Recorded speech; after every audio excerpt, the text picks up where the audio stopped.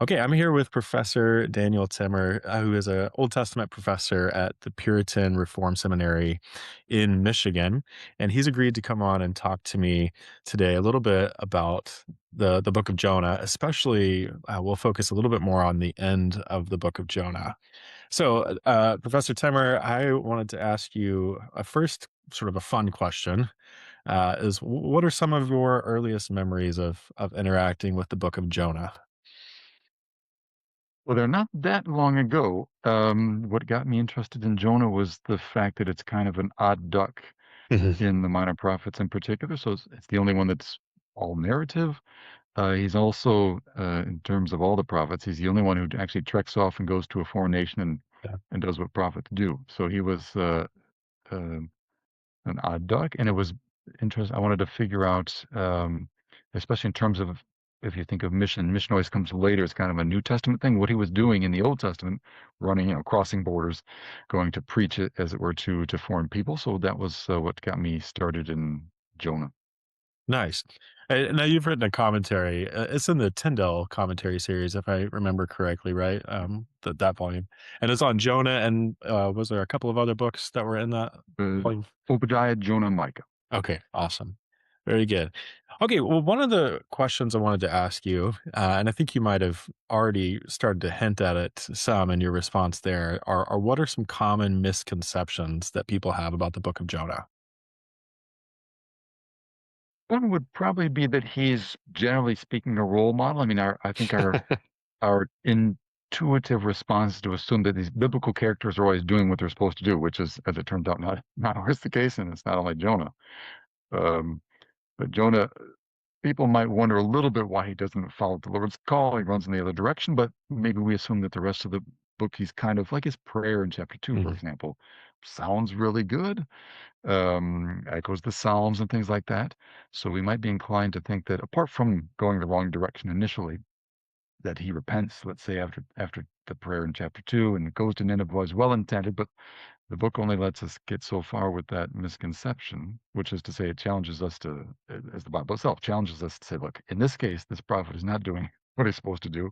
He's not believing what he's supposed to believe, and the Lord sits him down, as it were, for a talk. And the book leaves that conversation open ended in terms of what Jonah learned or didn't learn. So that would be one, I think, pretty common misconception. That doesn't mean, as this whole conversation presumes, that the book can't teach us anything. It's just that in some respects, Jonah's kind of a negative example of what not to do or how not to what not to believe, things like that. Um, I would say that some people are a little skeptical in terms of the historical value of the book. Mm, My take on it is a bit more positive. Um, there are such things as parables in both testaments. They're mhm, not typically this long. They're not presented as freestanding narratives. mhm. Jonah, we recognize from the Book of Kings, so I don't think there's a strong reason to doubt, for example, in terms of its literary genre, that it's there to recount history. Um, some this would be outside of the evangelical circles. I think some people would be skeptical of the reliability of the story since there are miraculous events happening. But if that's your your angle, it's going to be problematic to read much of the Bible, as a matter of fact, and Yeah. to allow for God to do things in history.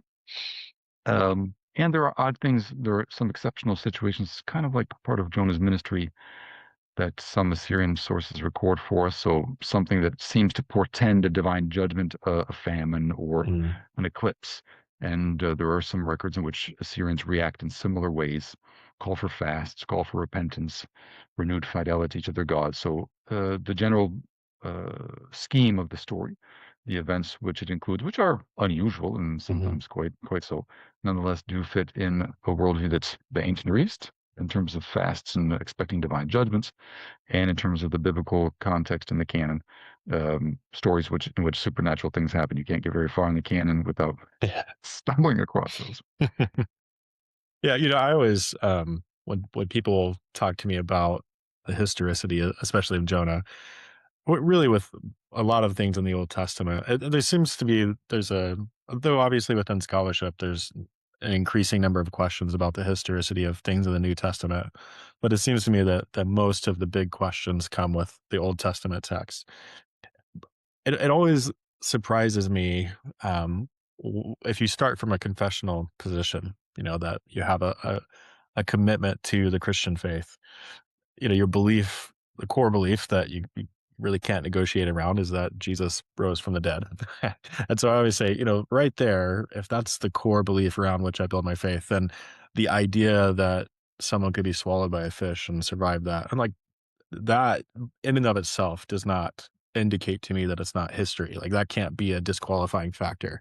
Um, but then you have to wrestle with all these other questions that are difficult questions to wrestle with the Book of Jonah. But one of the things that I've been most interesting in, and the way you sort of laid it out, is the way that we have to approach questions of history in the Bible is very often not one of provability in like a scientific sense, but more a question of plausibility. Can we imagine a context or a situation in which the worldview, as you mentioned, or the things that story could plausibly be situated within? I think of that within a lot of the patriarchs in the Old Testament, where the historical record is just not going to give us very often, except for in really remarkable cases, specific evidence that can beyond a shadow of a doubt prove that someone existed. But you can create and reconstruct plausible scenarios. And so I appreciate that you brought that out, because I think some people, whether you go a more parable approach to Jonah or say it's more historical, I think one of the easy things that more conservative Christians will tend to do is sort of chastise people who call into question, acting as if the only reason to question that is a non-belief in miracles. And I just want to be like, "Well, no, you can believe that it's possible and still have questions and still, really grapple with this. Yeah. But it's an important process to work through. So I really appreciate you bringing that up. Did you have another misconception or something to add? No, but just to add to what you just said, or actually just rephrase the last bit. I agree that some people describe the difference. This is proven Long and Longman in their book. It's a difference between a standard of verification, Hmm. where unless something backs up of an event, I can't believe that it happened, versus something falsification. Do I have any reason to doubt it? Hmm. Other than my own worldview differs from that of the text, for example. But there are different ways to accept historical reports as plausible, Hmm. unless we have strong reasons to deny them, which we wouldn't want to invoke our own worldview as the only reason for which we would toss out an episode.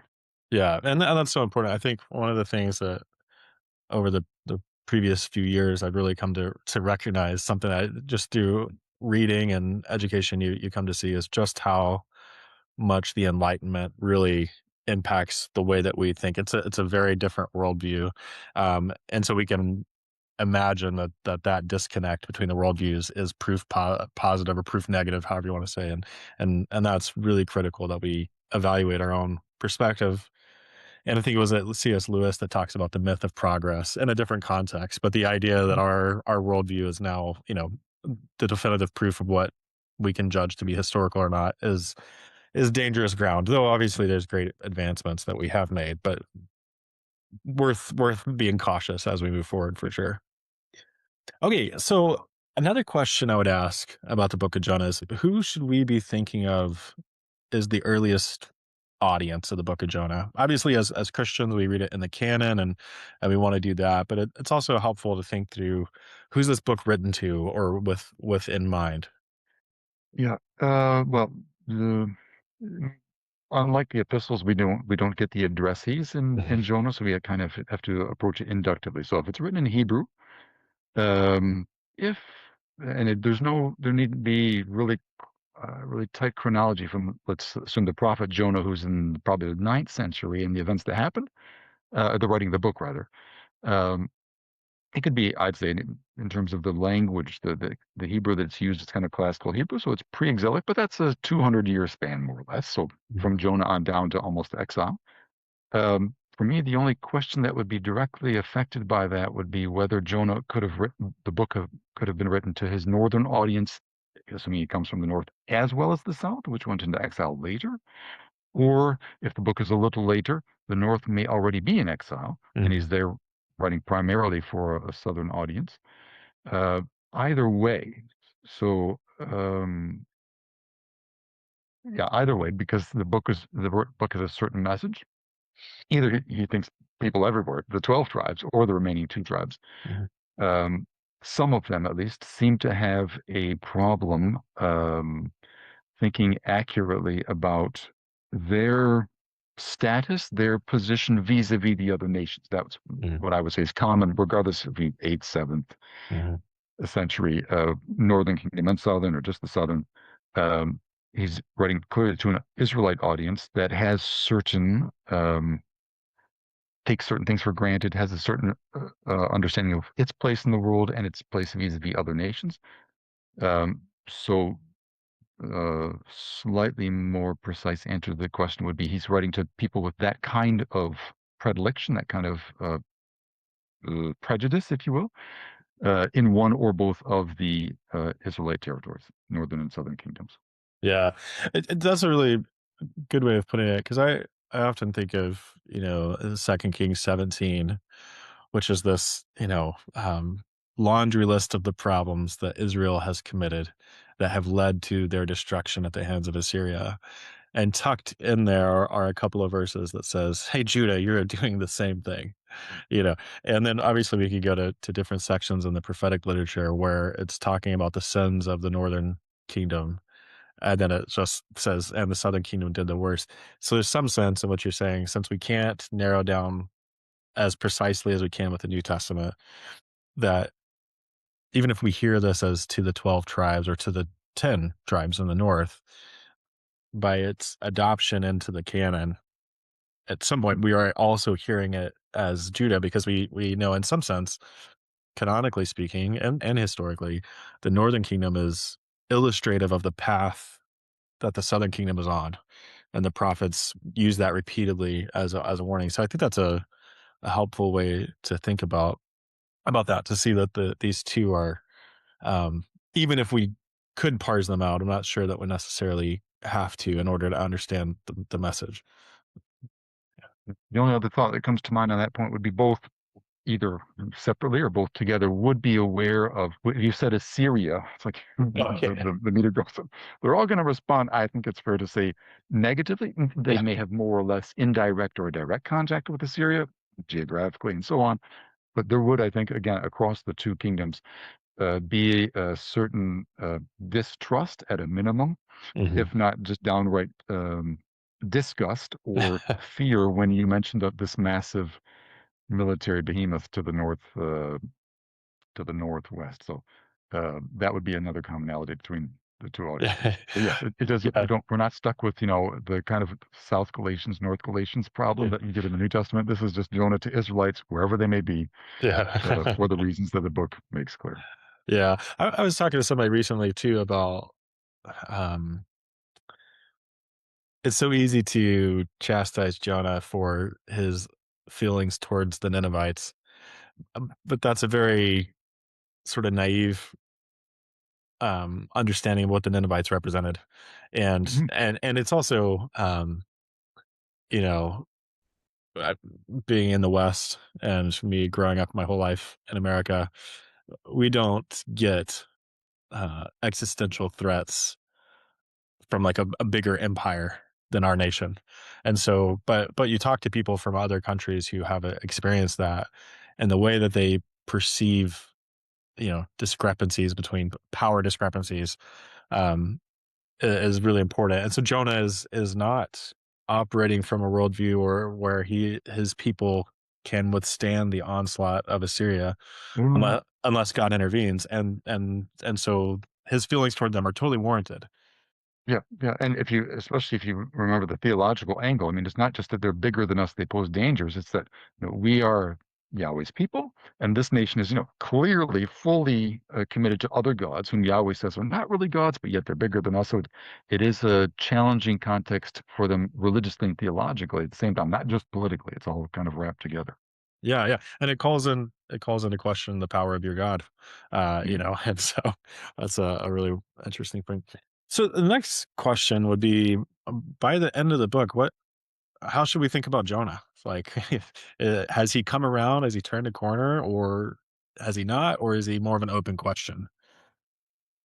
And yeah, the safe answer would start by saying where he is exactly is an open question because we don't get his response to the Lord's last question. Um, if we quickly recap where he's been in the book, and so it's not a straight line, anyways. So we meet this prophet. We're like, okay, he's going to do what Yahweh says. Yahweh commissions him, but he goes the wrong way. Um, the events that take place on the boat are, again, he presents himself in very positive language. He's an Israelite. He fears the Lord. Um, then he tries to jump off the boat for some reason, which there are different interpretations to this. My take is it seems most likely he's just trying to put an end to his prophetic call Yeah. in the most drastic way possible. And then he says in his prayer, so I mentioned the prayer earlier, he says in his prayer that Yahweh threw him into waves. Among other things, the prayer is curious. And again, people differ in terms of whether they think it's a legit prayer. Um, at least in terms of what it doesn't include any repentance. No. So he says various things about the depths of his suffering and Yahweh's role in it. And the prayer itself at least raises as many questions as it does contribute to a positive reading of Jonah. Chapter 3 looks much better because he gets out, crawls up the beach, and heads off to Nineveh, only to discover then, and after the Ninevites repent in chapter 4, that this is the worst possible thing that can happen to Jonah. Like he wants to die. So for the reader, this would invite us to think of, what would have to happen in my life, a situation that doesn't affect my health directly, but something that is so outrageous and egregious that I cannot live if it's this way. So that's an invitation by the author to say something to like that to us. In any case, this is Jonah responds this way to Yahweh's decision to not punish the Assyrians for what they are guilty of. Mhm. The exact form that that takes is not really the key element here. Um, so Jonah's up against basically what he wants versus what Yahweh in this situation chooses to do. Then Jonah gets equally angry when his little temporary sunshade, the mechanical kind of plant, um, falls dead, and he's smitten by the sun.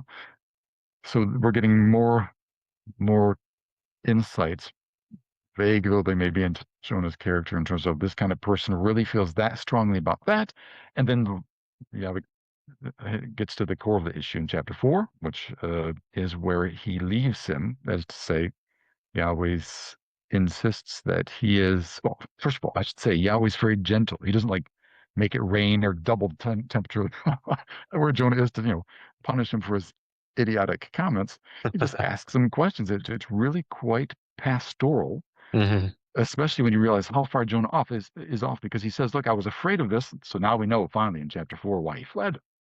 I was afraid you were this kind of God, which is, of course, what God said he was in this phenomenally important passage in Exodus 34.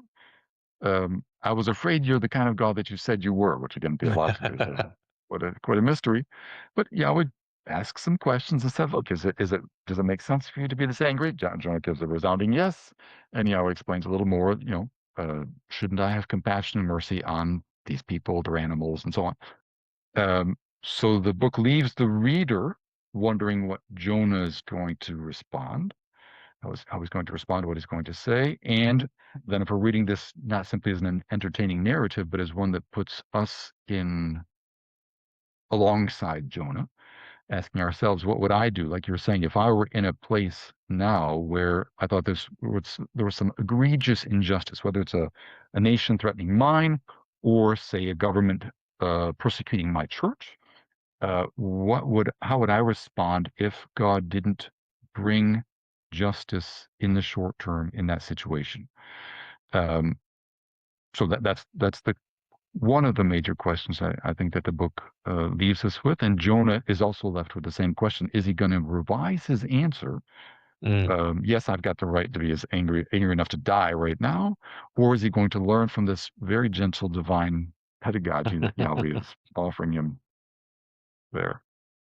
Yeah, I think that's beautiful. I so often think that, we began this conversation talking about moral example of Jonah and biblical characters, and how that isn't always the best way to read the Old Testament or the Bible, outside of Jesus.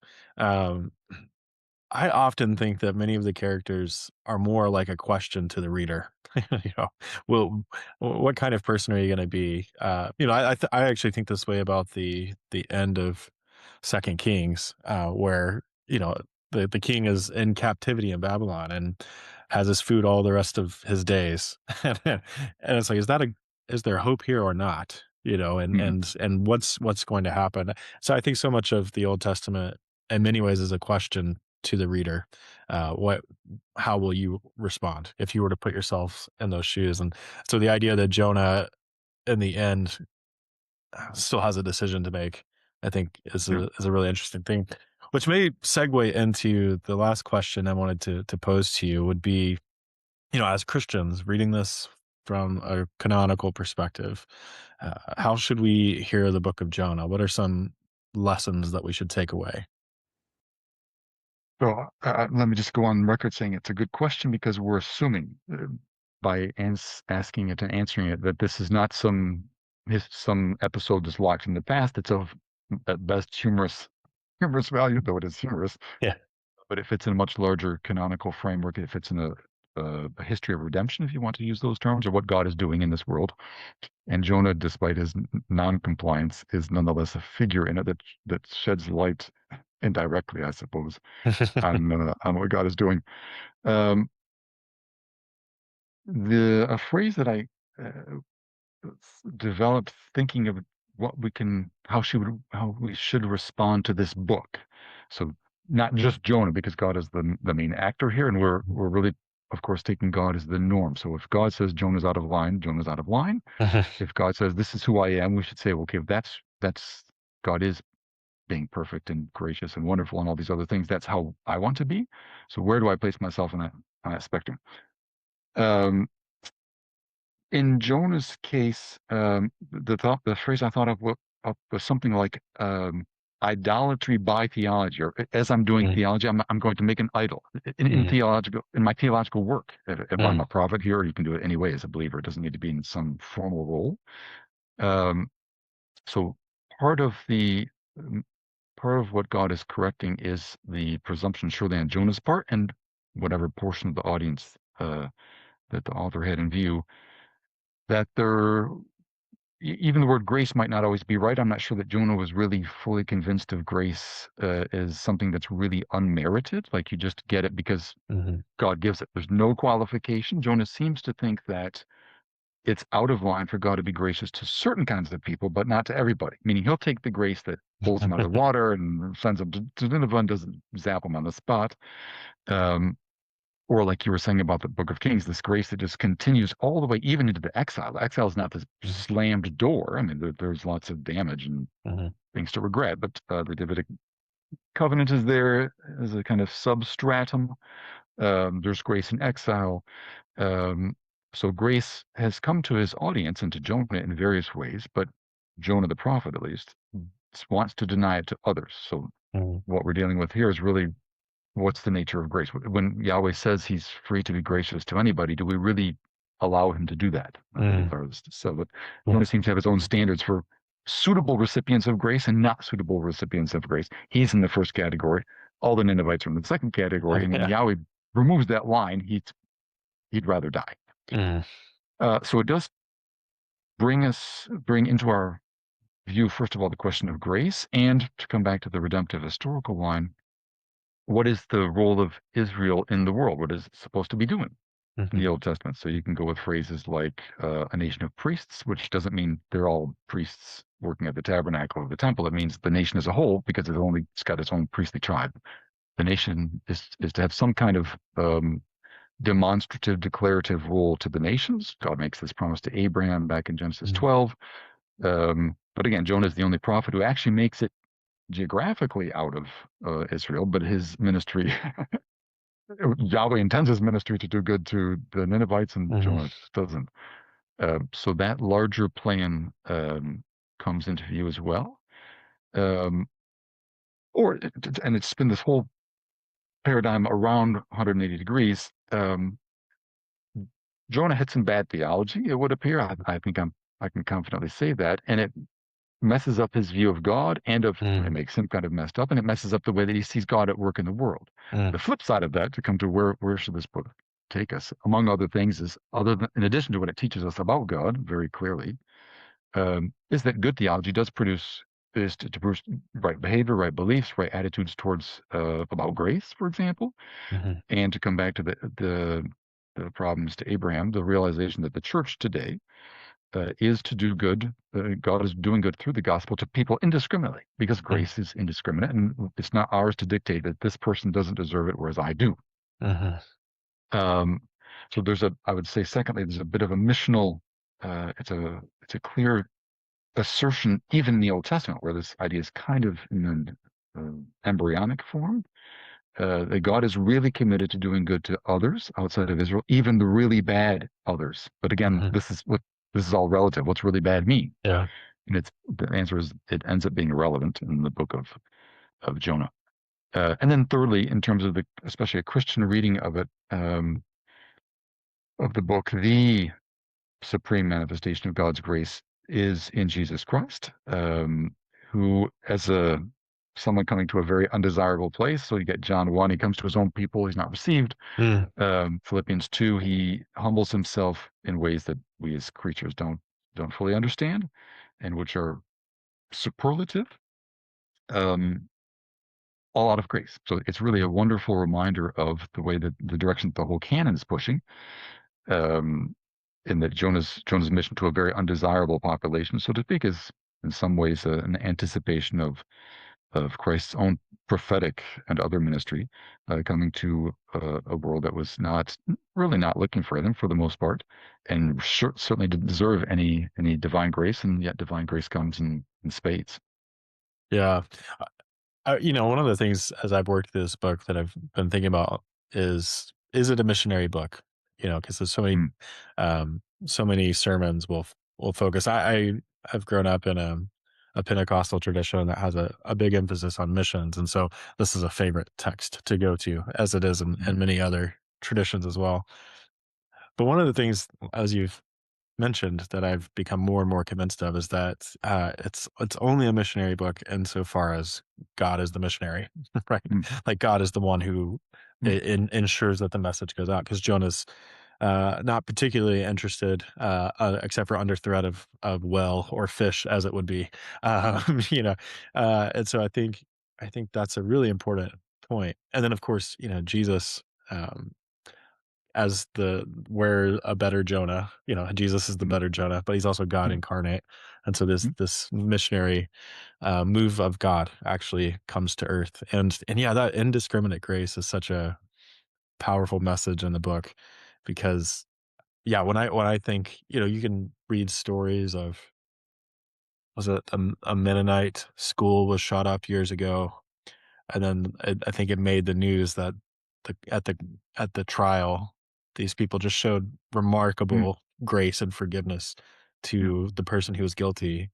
Um, but that's the exact type of situation mm that many people, and I've never been in that situation, pray I never would be, would rather die than extend grace yeah to that's the scale on which I think about Jonah is dealing with something that mhm. dramatic. Well, this has been a really fun conversation. Thanks for participating. So you wrote this commentary on Jonah and a couple of other books. Do you have any current or recent projects you've been working on? My a book I published last year now is explores the way that the non-Israelites figure in all 15 prophetic books. So to the exclusion of Daniel, because he doesn't make that August list usually in Protestant canon. Um, but yeah, so my interest in the non-Israelites continued because they play a lot of different roles, and they're not always obviously not always receiving Israelite prophets to tell them things that will help them escape judgment. Um, so that was an interesting, and again, it all started with Jonah, kind of worked my way out to the minor prophets, then Nice. tackled the big three at the same time. So that's my latest attempt to probe a little bit more the various roles of non-Israelites in the OT, and particularly in prophetic books specifically. Well, awesome. That sounds like a really fun project.